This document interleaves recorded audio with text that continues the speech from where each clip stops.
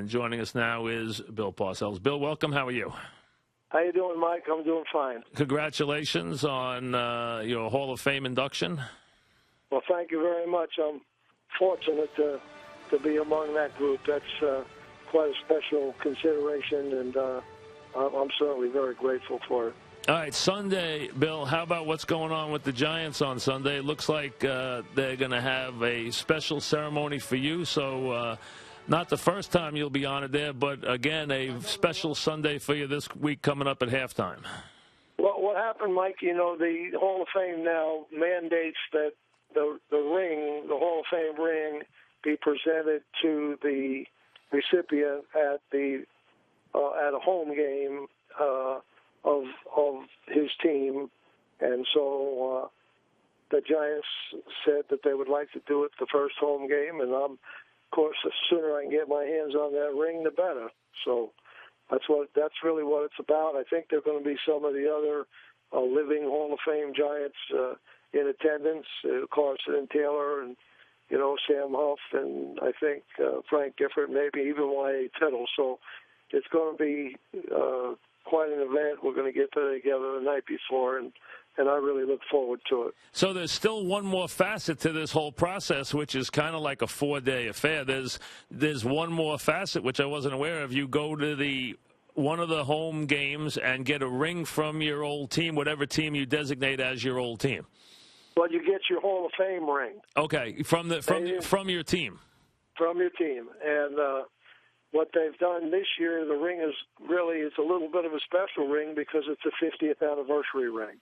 So it's going to be a little different than all of the other rings. So I look forward to that as well. All right. It'll be fun. Yeah, absolutely. And before that, there's going to be this event over there in Jersey, and folks can go to bigbluetravel.com, and Bill's going to tell you now about it. They're going to have a roast for Bill with a lot of his old players. A lot of them going to be there and have some fun with the coach. So give the folks the particulars, Bill, about what's going on Sunday. Well, I probably shouldn't have agreed to this, but the players are going to be coming there, and they're going to get their say in about me, which I'm sure will be comical and interesting for the fans to hear. But, we have Carson and Martin and Taylor and Sean Landetta, Brad Benson, some of my old players. Steve Diassi, I think, is going to be there, and they're all going to get their shots in. But as you know, Mike, I might have the microphone last, and I got a little ammunition myself, and so I'll let the fans have some of that. And if they want to know the specifics, they can get it on bigbluetravel.com and can find out what it's all about. It'll be Sunday morning, and I think it begins at 8:30, and it'll go throughout the morning. It should be fun. And that's going to be over in Jersey, folks. Be a breakfast, and they have autographs. I'll get you all the details when we finish the interview with Bill. And you go to bigbluetravel.com. I'll get you the prices and everything else. And you can go sign up at bigbluetravel.com, and it's over at a hotel right near. I'll get you exactly where and when, coming up in a few minutes as soon as I finish with the coach. And it will be Sunday morning with a lot of the players that were, as a matter of fact, I saw Bart Oates here today. He happened to be in taping something, and boy, he's a lot lighter than he was when he played, I'll tell you that. He's one guy who didn't gain weight. He lost about 50 pounds. He is really light right now.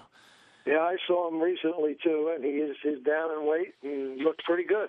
It's Bill, there's a Showtime special next week for Lawrence Taylor. I guess they're doing one of these documentaries on his life, and,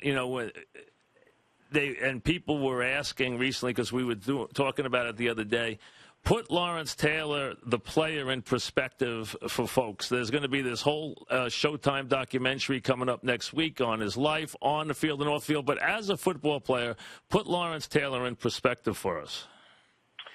Well, I think he's certainly one of the 2 or 3 most dynamic, impactful players that it's all relative, Mike. In his era, certainly in his era, he was one of those. He I think, forced some changes in the game.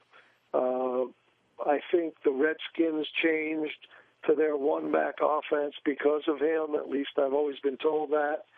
And, of course, that took on a life of its own, and now, the majority of the teams in the NFL are running one-back of sorts.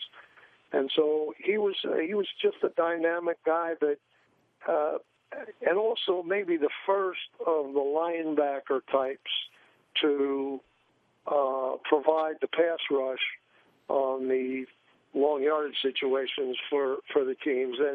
And now you see a lot of these athletic, gifted guys like Lawrence was, the DeMarcus Wares of this world, and they play both defensive end in a 4-3 and linebacker in a 3-4, and they are now the ones that are, this Von Miller and Doomerville and guys like that are pressure players. Cameron Wake, just a few that come to mind that fill that role now, but he was really the first of those. Bill, how early did you know? I mean, did you know the first time you saw him at a practice? Did you know right away? When did you realize you had something that was unusual here, that you had something special here? Well, athletically, you realize that you have something very, very good quality right away. But until you see him scrimmage or do something of that nature, and you don't really know. There's a lot of big, fast guys that just can't play football. But I remember the first scrimmage we had there up at Pace University in Pleasantville back in '81.